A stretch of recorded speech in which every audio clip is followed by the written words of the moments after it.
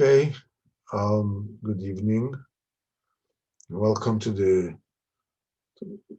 shir, the sicha of Sipur Maisius, of Maisa Michiga, Maisa from cripple. Um,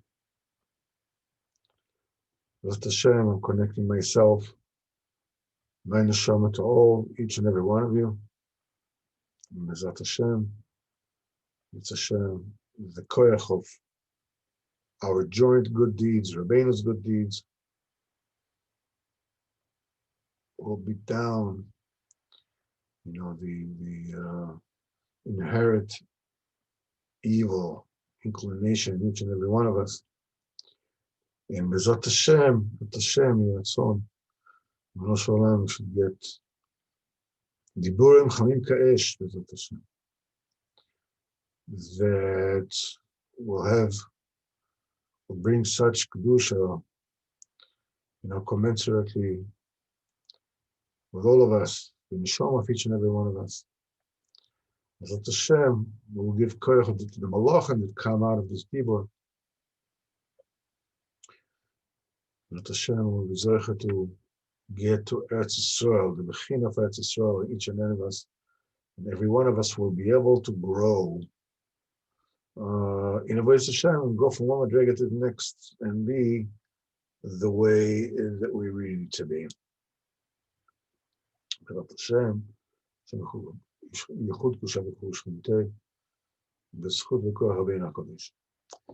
all right, so far we mentioned that we're talking about the fact that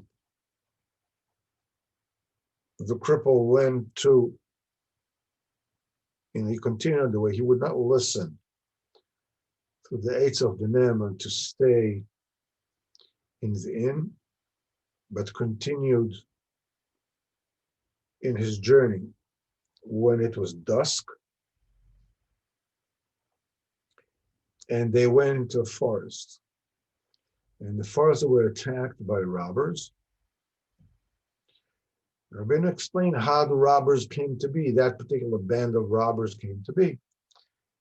There was one smart aleck that came to town in time of hunger. And he said, anybody, who wants food? So a lot of people converged and came to him. And he was a smart guy, so he picked and chose just the people who he could really work with. When it says the Yetzer Hara picks dafka those with a great mind, and it's them that he wants to grab. Simple people, they're not the ones that will. And we said that the fact that he comes to them in the times of hunger is that this is our most vulnerable time, is when we are in distress, when we're struggling, financially or physically or spiritually. This is why we're the most vulnerable, and this is when he attacks us. And he says, I can help you out. And that kind of help, as they said, with friends like this, you don't need enemies. And he said to them, first of all, to all those that he saw that he couldn't use, says you can be a worker, and you can do this and you can do that, whatever it is, flatter them and got rid of them. But it is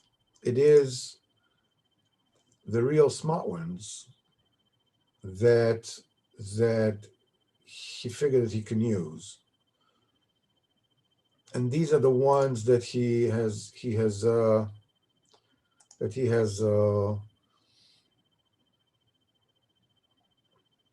brought with him to the forest. And once he brought to the forest, this is what the text is saying. And he says, he took only v'bireh rak anashim chachamim, and he sifted and just chose the really smart people. V'alach imahem layar, and he went with them to the forest. V'amar lehem shiu nasim gazlanim.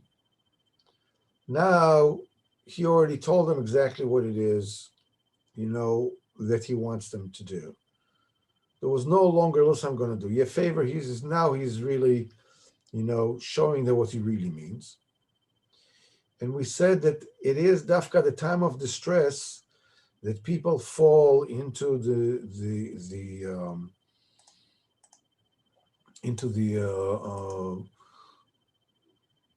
notion in that I can't do it the regular way. There's no way that I ever can do it any other way. I don't have what it takes. Actually, what you're saying is Kadosh Baruch Hu doesn't have what it takes. This is what you're saying. Kadosh Baruch Hu can do anything. But because I'm under such distress, it's sort of like confuses everything, and people get desperate. You can see it that some from people do desperate things. They can get into money laundering and can get to all kinds of really bad stuff. Everything because it catches them in a time of distress. But now he takes it one step further. Once they're already there, once they're already listening to him, once he already convinced them, listen, you got to do something. You got to do something on your own. Kodesh Baruch Hu, the famous saying, Hashem helps those who helps themselves. This kind of which is, a huge misconception and a very subtle kind of heresy for Picoses. It's not that Hashem helps those who help themselves. Those who Hashem help themselves. And Hashem helps them. The Chofetz Chaim says that when a Kodesh Baruch Hu wants to make somebody poor, he makes him lazy. Because the inyan of Ishtadlus and the results are tied together for the sake of Bechira. Rabbeinu gave the ultimate muscle of how this thing works. And he said that once a poor man came into a village or a town or whatever it is, and he came to a house, a manor of some sort, and he knocked on the door, and he said, listen, I'm extremely hungry. Maybe you have something you can give me to eat. Now, in that particular area, there were two rich people. One of them who was very stingy, and the other one who was very generous and very giving. Now, he has happened to knock on the door of the stingy man. So the stingy man says, no problem. You see in the yard, there's a whole, pile of wood. Those days, if you wanted to cook and you wanted to remain warm in the winter, the only way to do it, is to chop wood.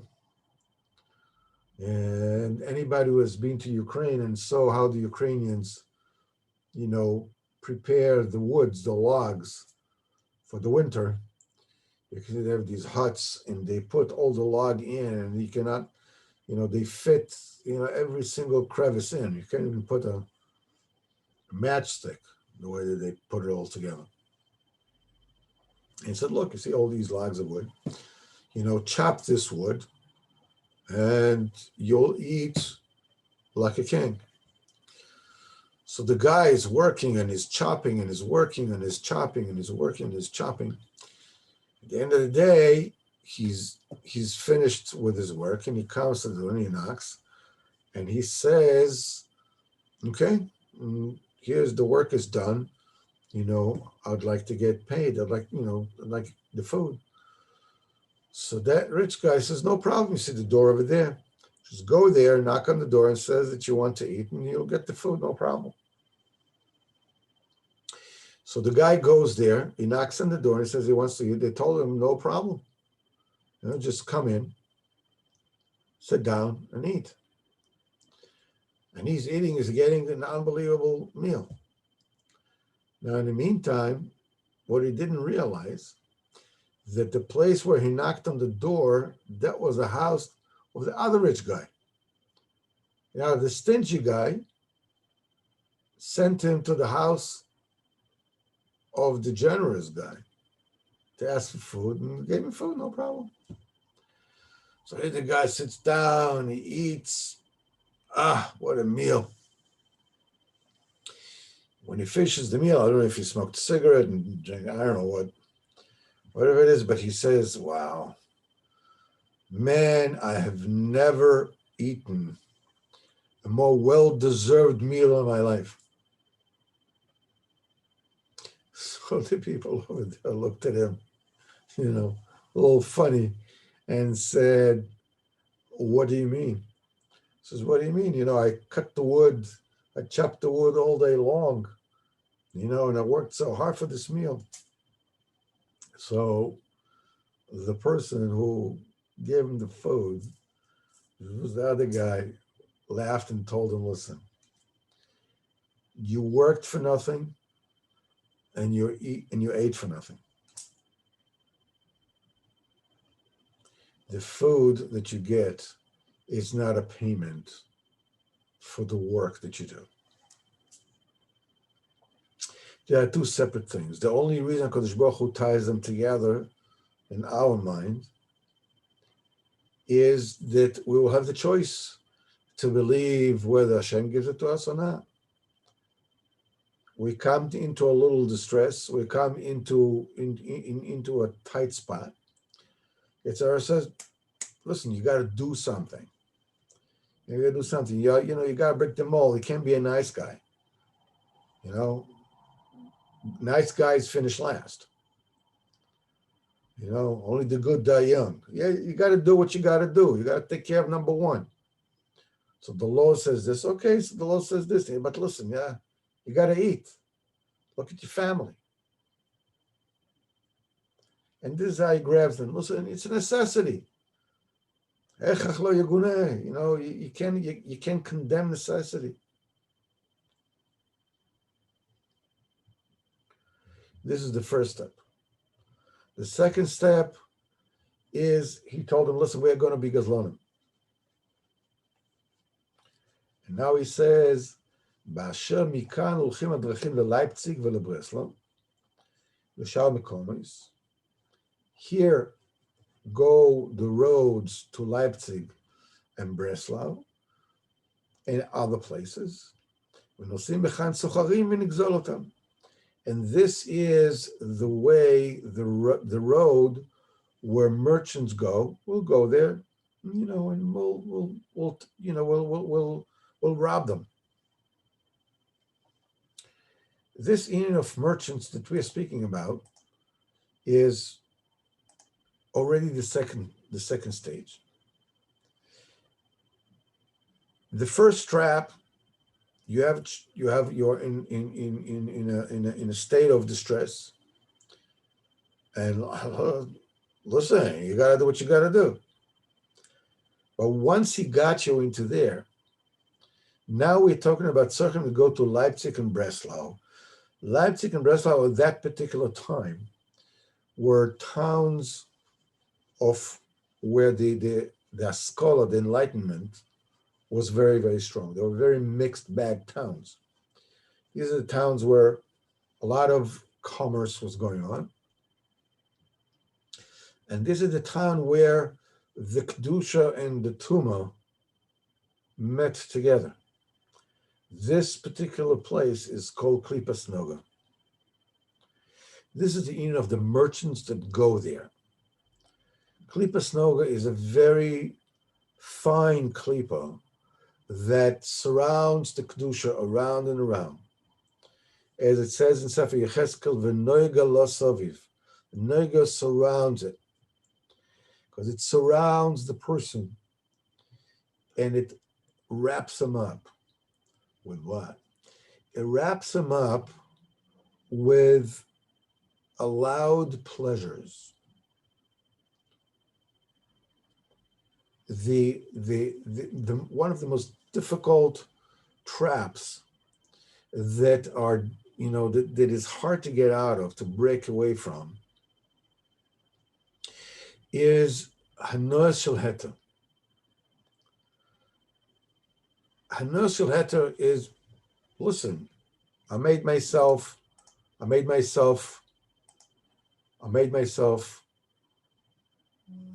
bought a whole thing of short ribs, and I cooked them for hours and hours. And man, we licked our fingers. And I got myself, a steak. It was like 1.5 inches. And so what do you think that I should do with it? Should I cook it like sous vide for an hour and a half, and then, put it on the grill? Or should I sear it first in the pan and then put it in the sous vide? Or do you have, parve butter? It's not really butter, but, because when you look at the goyim, the way they make steak is, they make it with butter. Okay, butter is not kosher. Okay, so we get this, it's a blue butter, it is sort of like butter substitute that you can make, but you can't tell the difference. In America, they have like kosher bacon, bacon bits, kosher bacon bits. And there's a fish from which they make, fake shrimps, kosher fake shrimps. And today you can get, glatt kosher Wagyu beef, which basically like melts in your mouth. It's all kosher. It's all 100% kosher. And chances are that once I get out of this particular shir, I'm going to forget all about this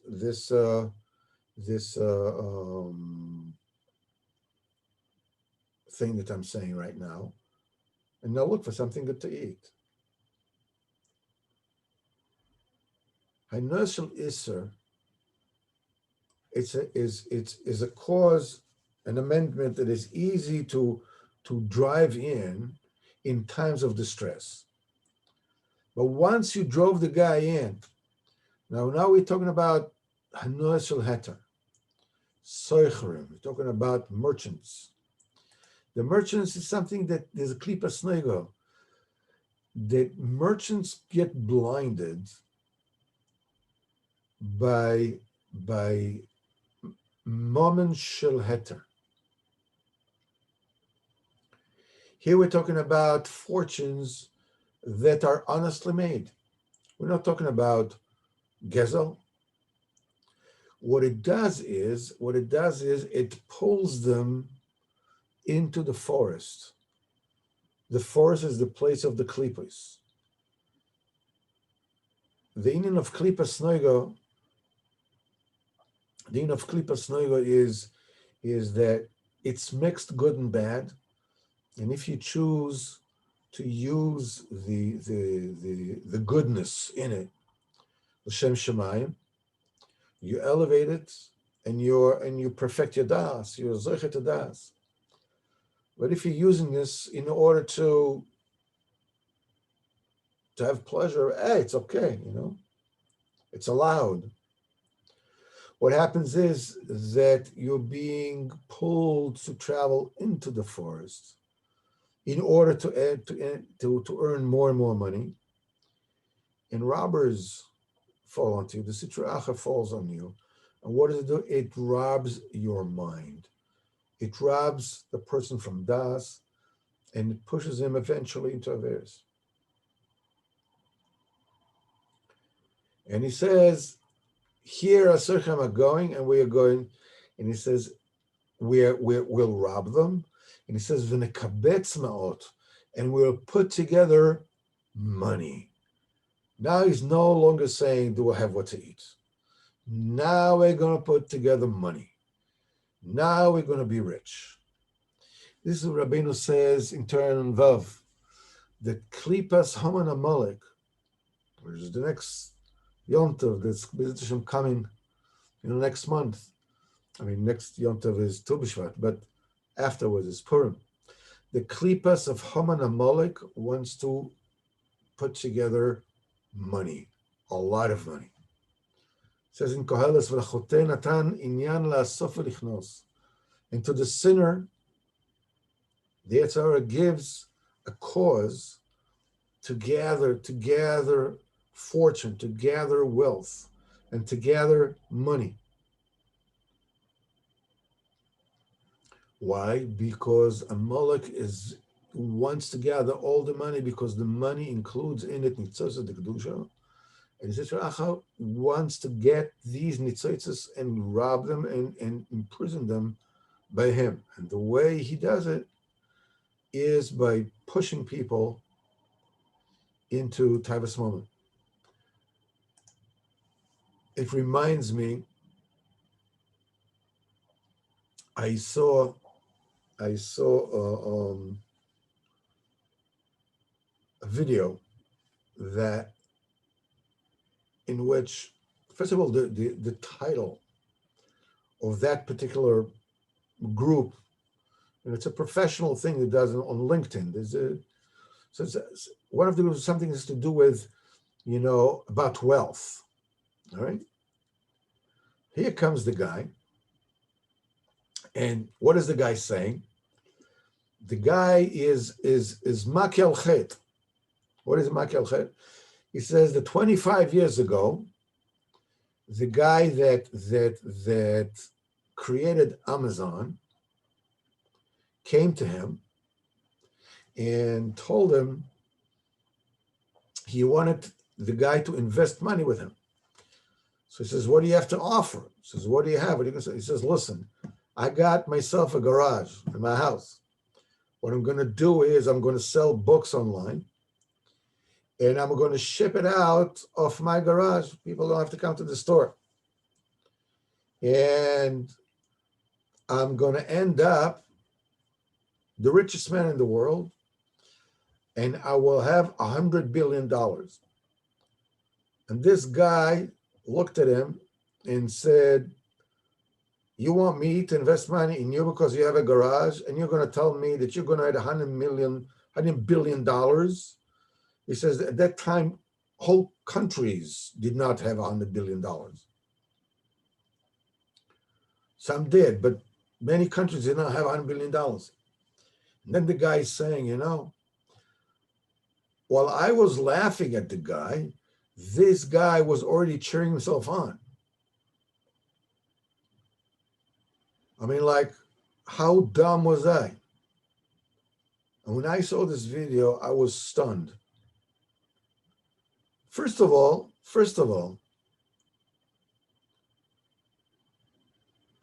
even from a business perspective, somebody comes to you and speak to you like that, chances are that he's actually going to make good on this are less than you winning the lottery, okay? So it's an idiotic investment decision. The fact that that guy happened to be the one who made it is neither here nor there. It doesn't make it into a wise business decision. Secondly, anybody who tells that he's going to make $100 billion, going to have $100 billion, is crazy. Is crazy. You don't even want to be in the same room with him. He's nuts, whether he's going to have the money or he's not going to have the money. This is a shigun, this is craziness. Except by us, they don't call it wealth for wealth's sake, because this is what the goyim do. This is their thing. They have nothing but wealth. What else can they have?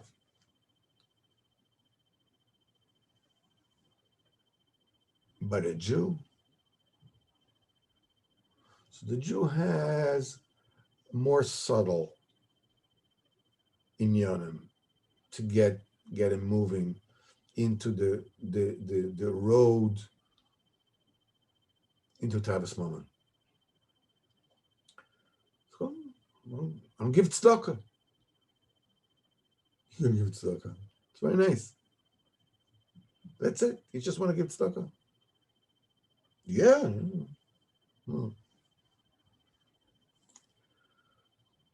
There are all kinds of games that we people who believe in the Kodesh Baruch Hu,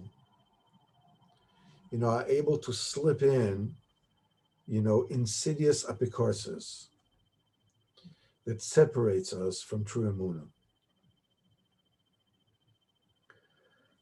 The fact that you need to do. If you don't do, HaKadosh Baruch Hu cannot help you. That's one. Rabbeinu says it's mifurus. HaKadosh Baruch Hu can do anything.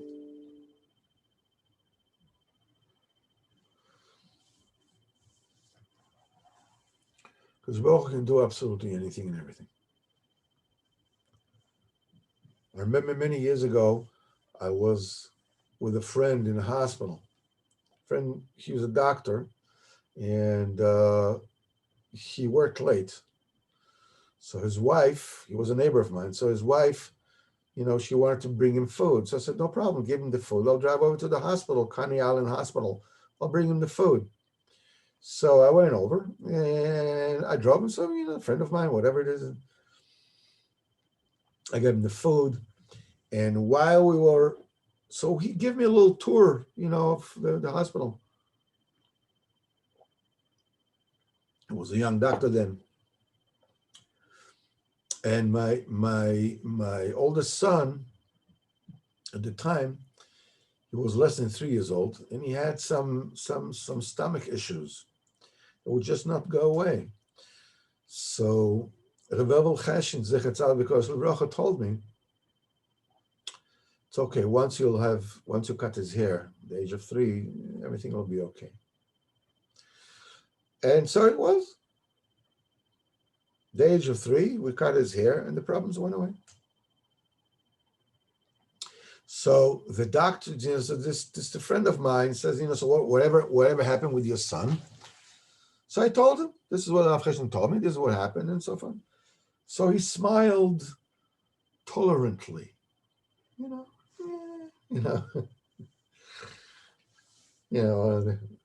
cute guys, like funny guys, with these this emunah, this primitive emunah kind of thing. Well, I might be dumb, but I'm not that dumb not to notice it. So I just put my arm around his shoulder and I told him, listen, I want to tell you something.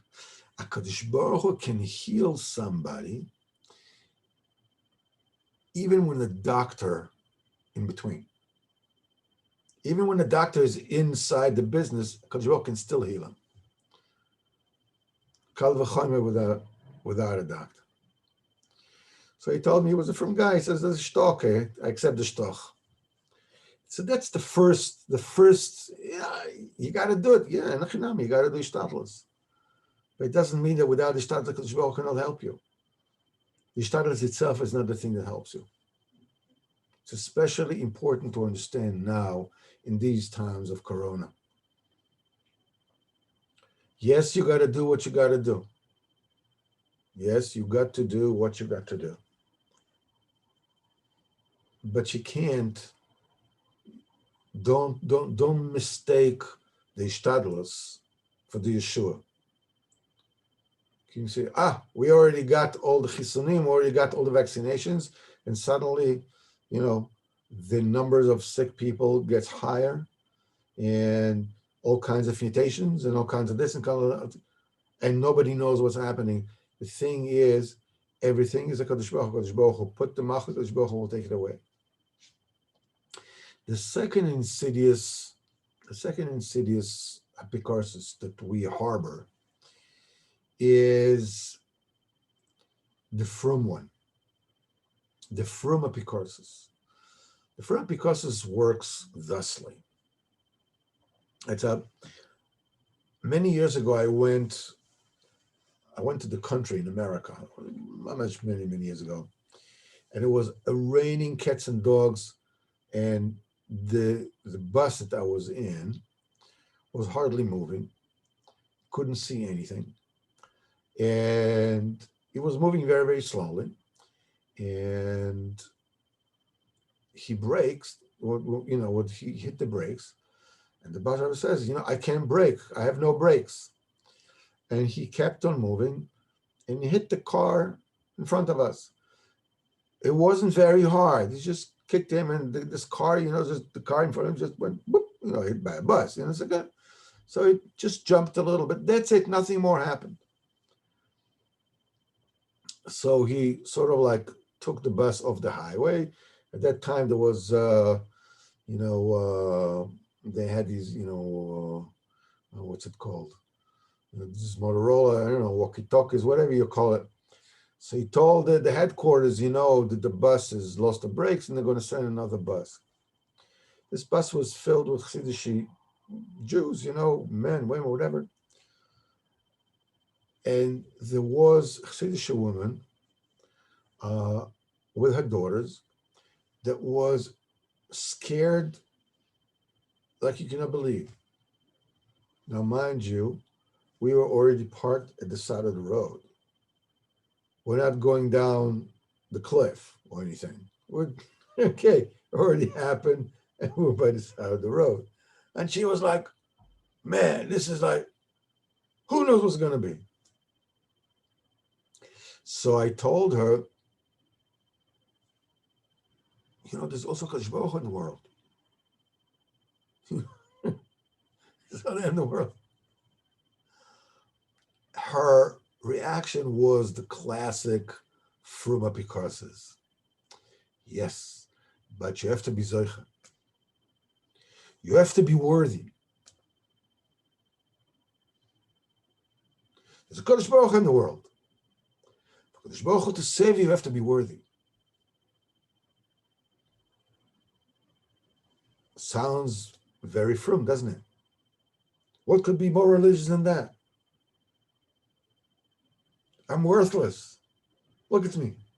I'm a nothing.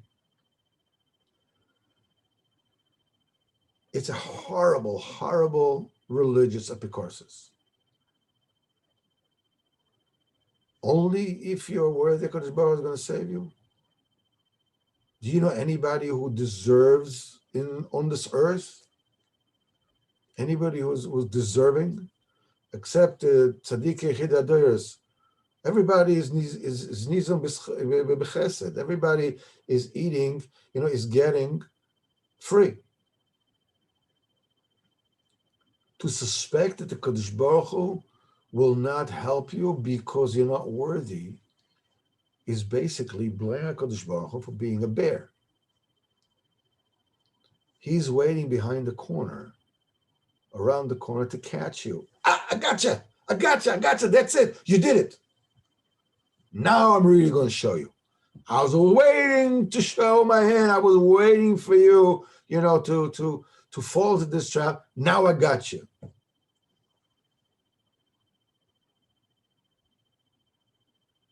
What would you think of a human being that would behave to you that way? He's a monster. That's what you believe in about a Kadosh Baruch Hu? And not only this, but that's called being from, that's called being a believing Jew.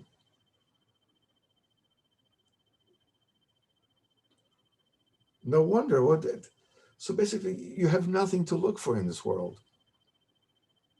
except kosher Wagyu beef or a really, really fancy house because there's nothing there. And once he got you into there, the mind goes away. The mind goes away just into this world, whatever it is this world has to offer. Now you're talking about making money. It's no longer, unless it's a must. I have to do whatever it is that I need to do.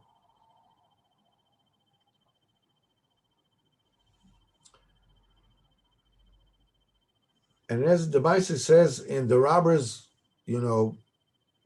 caught the cripple and his people. V'naflo aleim, hainu ela gavlonim, they attacked this son, that couldn't walk, and his people. The Neman and Balagola, the faithful representative and the Balagola, because he didn't adhere to the voice of the Nema, to go sleep in the krechma when you cannot see, when your mind is not with you. Don't push ahead. Take your time. Stand where you are. It's a very, very important lesson. There are certain times when you can't do anything. Certain times you can't do anything. You can't do anything in Avodas Hashem. You don't have a mind. You can't concentrate. You can't learn. You don't feel like davening in the morning or any time. And the idea of having to go to Mikvah Beiradus at this point in time feels that it's like way beyond you. You just can't do that. You just can't do it. You can't do it. You can't do it. You can't do it. There's a special avodah that you do when you do it then. It's the avodah that you do when you feel that you have been caught up in this race of hanaot mutarot, of allowed pleasures, and you're skidding into it. And not only this, but you also come to identify yourself with that. It makes me feel successful. Not just the fact that I like this food, or I like this big house, or I like this fancy car, or whatever it is. It's not just that. Many times it's an answer to the kind of inner dialogue that a person heard in his own household when he grew up. People could grow up in frum families, and they were keeping Torah mitzvahs and everything. And then you got another family who was b'chal not shomer Torah mitzvahs. And the son of the family that was shomer Torah mitzvahs, when he grew up, he went into money making. Money is all there is. This is the name of the game. This is what I'm doing. Whereas the child of the secular family made tshuva and sat down and learning Torah. So how come? What's going on? The answer is that the family of the frum family of the guy that is running after money. Yes, Baruch Hashem, the veneer on the outside is we're keeping Torah and mitzvahs, and we're doing what we need to do. We're from people and everything else. But the inner dialogue of the family was the fact is, we don't have money. We're having money problems. We have money, we don't have money. We want to make our house bigger. We need a bigger house. We need a fancier kitchen. We need fancy, whatever. That is the real inner dialogue. Outside, for him, everything fine. The child picks up on this. And what he hears is the name of the game is money. His parents are afraid maybe he won't have enough, and this, whatever it is. And he grows up, and this is what he's going after. It's not just Taivas Mammon. It's a way of identifying himself. So it's not easy just to extract it by saying, Taivas Mammon. No, it can be much more complicated than that. At the same time, the secular family, they might have had everything, but the one they didn't have is Ruchnius. And that child felt bereft, that this is, everything was arid, everything was dry, there was no juice in it. There's no air to breathe. Yeah, there was a lot of money, but there's no air to breathe. He picked up on the inner dialogue of what is really missing, and this is what he went after. So the only thing I'm trying to say is that sometime you can find yourself, that it's very easy to say, eschew, the Hanos Heter of this world. Just throw them away. Okay. It's a lot easier said than done. But there's one thing that you can do. As we said before, you can daven for it.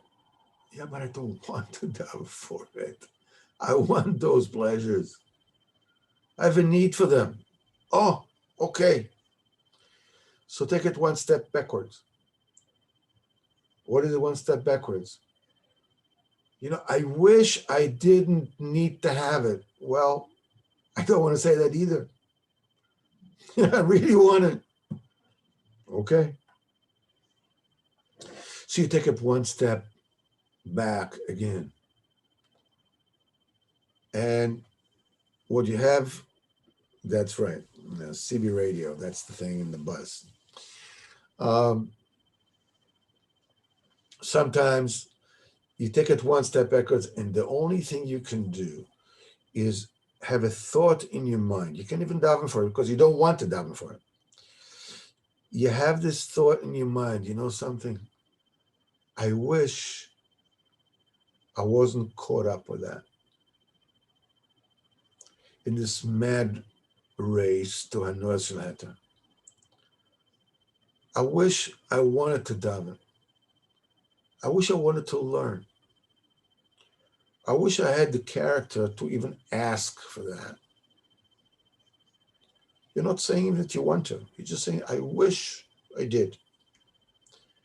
It sounds so wishy-washy. It sounds so, but what have you done? Well, who are you fooling? The answer is, as we said before, Tov Hashem Lakol. Kadosh Baruch Hu is everywhere. Kadosh Baruch Hu knows that which you are struggling with. Kadosh Baruch Hu is not a bear, chas v'chalila. The only thing that the Kadosh Baruch Hu wants from you, oh Hashem, you have Rabbeinu on your side. The only thing Kadosh Baruch Hu wants from you, you can see from Shmuel. This is Basher Hu Sham. This is when Avraham Avinu sent Hagar and Ishmael, and he says, that child, he says, I'm going to save him. Shamati lekol anar Basher Hu Sham. I heard the voice of the boy, for there he is, from where he is holding, from where he is. The Medrash says, the Malachim says, how can you save Ishmael? Look what they're going to do to the Jews. Baruch Hu says, where is he holding now? He's a tzaddik now? He says, yeah, okay, so I'm going to hear him from where he is now. In order for you to get help from HaKadosh Baruch Hu, you need to ascertain where you are really holding. Rabbeinu says in the Torah Lamedalet, the Nakuda that is shaykh to your heart in this particular point in time.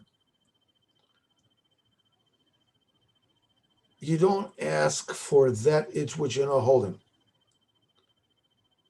You ask for that which you are holding. The important thing is, and that's one of the most important things in this Baidadus, is to find out, where am I? Where am I really holding?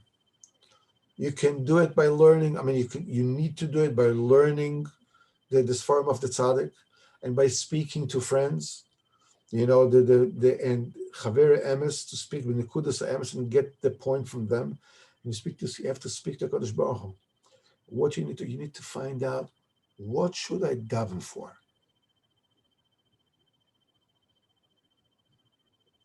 Where am I for sure? To say, help me daven, but if you're not holding there, go one step back. That wish, I wish I wanted it. I wished I was there. I can't get out of it, but I wish I was there. There is already enough for Kadosh Baruch Hu to go on and to take the next step. Zohar Kodesh says, "Les reusa tova disavid." There's no single good want, wish, urge, and volition. You just want, that's it. You're not doing anything. You just want. It ever gets lost. It's not just pep talk. It's technique. It is tactics. It is strategy. You have to understand, we are Ovdei Hashem. What it means is that we are a rather beaten down lot. We are, everybody looks from the outside and says, look at these guys. Especially when we look ourselves, we can't do anything. We can't accomplish anything. Or that, at least that's the way it seems to us. The only thing we can actually do is find out where we really are. I like to watch these things. I like to read these books. I like to eat this food. I feel like $1 million when I have $1 million. What can you do? This is where I am.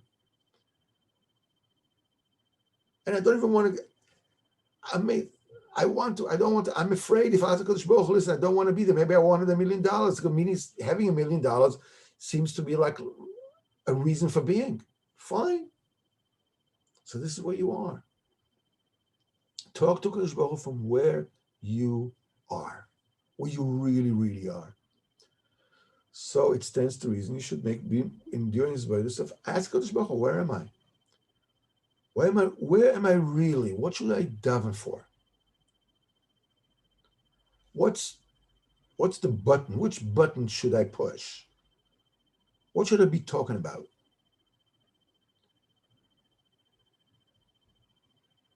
This is the secret for Avodas Hashem. This is how you can serve HaKadosh Baruch Hu from absolutely anywhere. You don't feel like doing anything. You don't want anything. When people talk to you about this, you just want to shut them off. Just leave me alone. Fine. You can serve HaKadosh Baruch Hu from absolutely anywhere. As long as you remember that particular secret. Ba'asher hu sham. You can serve HaKadosh Baruch Hu wherever you are, and only wherever you are. You can't serve HaKadosh Baruch Hu in a madrega that you're not holding up. You can only really serve Him where you really are. Okay. So I think that we will hold now, B'ezrat Hashem, and we will continue Mitzvah Hashem next week. B'ezrat Hashem, Thursday night, We will continue with Likutei Maran, Torah Chaf Aleph, and until then, I wish each and every one of you, B'ezrat Hashem, stay healthy. Whoever didn't get vaccinated, get vaccinated, and keep whatever the instructions, whatever it needs to be done. Don't be smart aleck. At the same time, you should know. It's not the snake that kills, but it's the sin that kills. After ask HaKadosh Baruch Hu to guard, B'ezrat Hashem, we would guard us and all our families, and the entire world. B'ezrat Hashem will get rid of this plague from amongst us.